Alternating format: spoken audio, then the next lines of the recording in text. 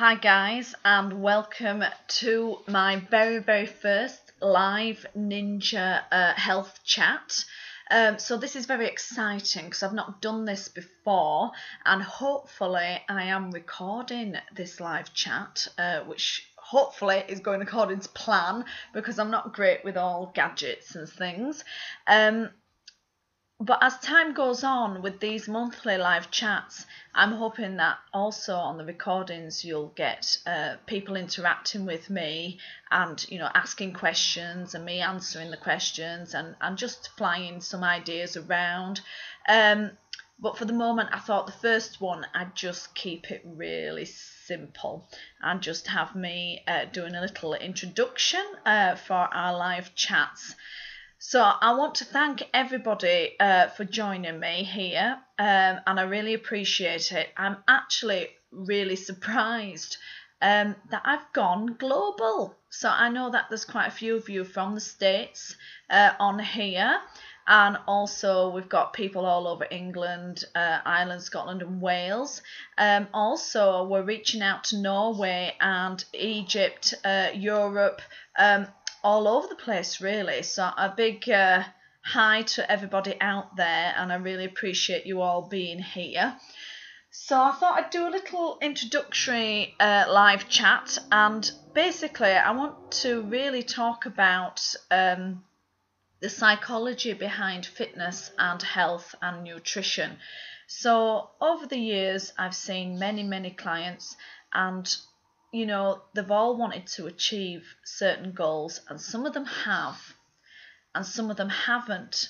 And the thing that I've seen about the people that haven't is that they stand in their own way. So one of my clients, Nikki, I was talking, she couldn't be here tonight, but I know she'll listen to this recording. I was talking to Nikki. Nikki is running marathons now. And training for half marathons, but we were talking about running and about how the idea of going out for a run sometimes is the last thing you want to do. And even during the run, you're thinking, why am I here? I'll just keep counting the lampposts. Why do I do this for a living? If you're me. And then afterwards, you feel amazing and you feel great and you feel pumped and you think, oh my God, I want to do it all again. And we were laughing about this, and it's the same for lots of different exercise regimes. People don't like the idea of doing them, but once they've done them, they feel really amazing. And I put up a picture on Facebook this week that said fitness and weight loss isn't a physical game, it's a mental game. And I truly believe that. So everybody has certain belief systems and certain little things that stand in their own way. For instance, I think my little belief system, which I'm trying to change at the moment, is I come from a big family. Yeah. So I think life puts a fair few obstacles in your way already without you adding to them. You see, so the biggest thing I've found that's helped me is write down all the things you think is hindering your progress. Write them down and see them as a list, and then next to them write down something that's just going to smash it. It doesn't matter, it's just going to smash it and blow it out of the water, So we need to eliminate all our excuses, so that there are no excuses left. And then once there's no excuses left, there can only be success. The story I always tell people is turning up at a lady's house. I'll call her Betty. She won't like that, but I'll call her Betty. And she weighed in at a hefty 30 stones. What's that in stateside in pounds? About, heading for 400 pounds, maybe 300 and odd pounds. And she was severely dehydrated. I put her on my magic scales that showed me hydration. She was severely dehydrated, and I told her that all she had to do for the next 2 weeks was drink water. And she was disgusted with me that she'd hired this woman, she'd paying this woman to come into the house to tell her to drink water. But sometimes when I go in and I tell people to do really, really simple things, what happens is they go, I can't do that. I can't do that. That's not going to work. I can't do that. And that's their own blocks for them moving forward. So, I mean, with Betty, I had to do some convincing. You know, there was a lot of talking going on. There was a lot of ringing. There was a lot of keeping in contact for those 2 weeks. And I dragged her through those 2 weeks by the hair of her head, making her drink water. And then she lost 20 pounds in 2 weeks. That's the most significant weight loss through drinking water I've ever seen. And of course, once she saw that, then that spurred her on. But she did fight me tooth and nail all the way to begin with. And sometimes people put so many restrictions on themselves that they often just end up, you know, saying to themselves, I just can't do this. Even if you asked me to lift my pinky every day for 2 weeks and I would lose 30 stones, I just can't do it. And it's how to get past that. Now, I'm a great believer in fear being a motivator. Now, it might sound silly, but when I was dancing, fear was a huge motivator for me, really. And I don't mean it in a really negative way. Adrenaline, maybe, is a great motivator. So when they said, Anna, this is this tiny little costume you have to wear for this show, and 3,000 people are going to come and watch you, you got in shape for that show. You trained really hard and you were really good. But now, when it comes to my brides-to-be, for example, brides-to-be are the easiest people to train in the whole world because they want to look good on that day and they don't care how they're going to do it. They're going to look good. Whether you like it or not, it's going to be a really great day for them. And so they are really easy to train. Whatever you ask them to do, they do. And it's a very simple process. Now, for people without goals near or without, major things that will really spur them on, we have to look for a different motivation. And for a lot of people, their children, their husbands, or even being able to physically move around. I've got quite a few disabled clients who are battling in and out of the wheelchair, and their motivation has to be for independence. And there's an element of fear connected to that they don't want to be forever in a wheelchair. They don't want to be 90% of the time in the wheelchair, and if they can even get out the wheelchair every now and again, it really helps them. For those people that are permanently in a wheelchair, they want to stay as active as possible, and I have got a couple of clients that you would just be amazed if you saw them, how independent they are and what full and interesting and varied lives they lead. And I want to show them off to everybody because it puts the rest of us to shame, really. So the question is, are you standing in your own way? What are your excuses? You've no time, too much work, the kids come first, the husband comes first, the wife comes first.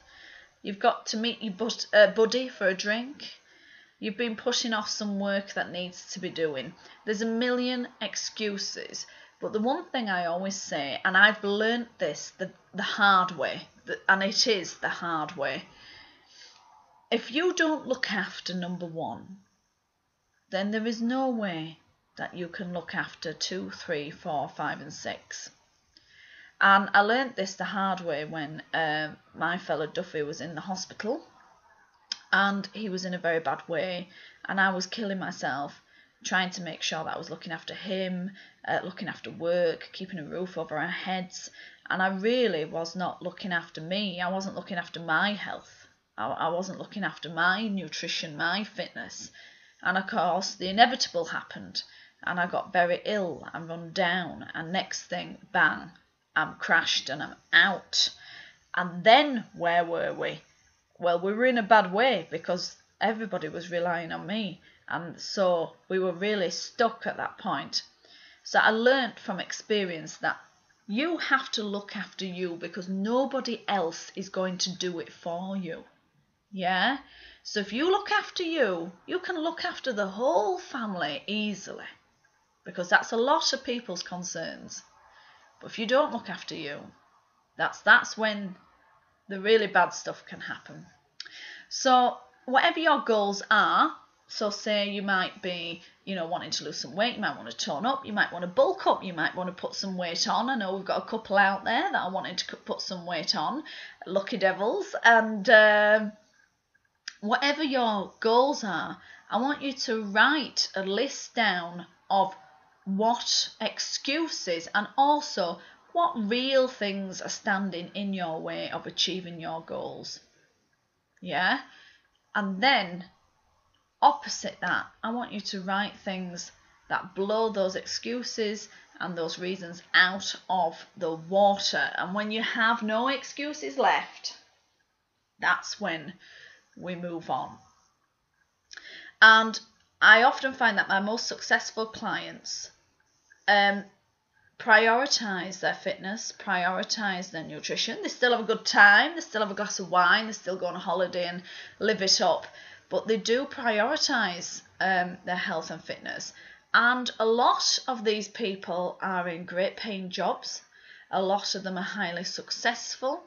A lot of them have plenty of money. They have lovely relationships. They're in a really good place. And it's because they have put themselves first. Now, I know over there in the States and stuff, this is not an unusual concept. And you might be thinking, this is a bit weird for Anna to be talking about this. But I have to say, it's a very British thing here to put yourself last. It's like you're last on the list no matter what. And it's a very kind of British thing to work yourself into the ground regardless of everything else. And I'm saying you've got to put yourself first for a change. Put your health first.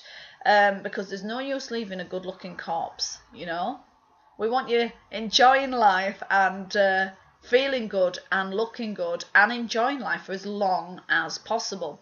So my dad tells me every year that I won't be around for next Christmas, which we always find funny. He says that every single year, and he says I'm here for a good time, not a long time. And I told him he was 65 now, so he should cop on to himself. So he's very funny, is my dad. But really, we want you here for a good time and a long time. Yeah? So looking after yourself has to be a priority. And I often see people go through such a range of emotions when they come to see me. We've got the 3 strikes and you're out rule with the personal training here. If you stand me up 3 times, that's it, you're out. But people do cancel a couple of times before they meet me because they're scared.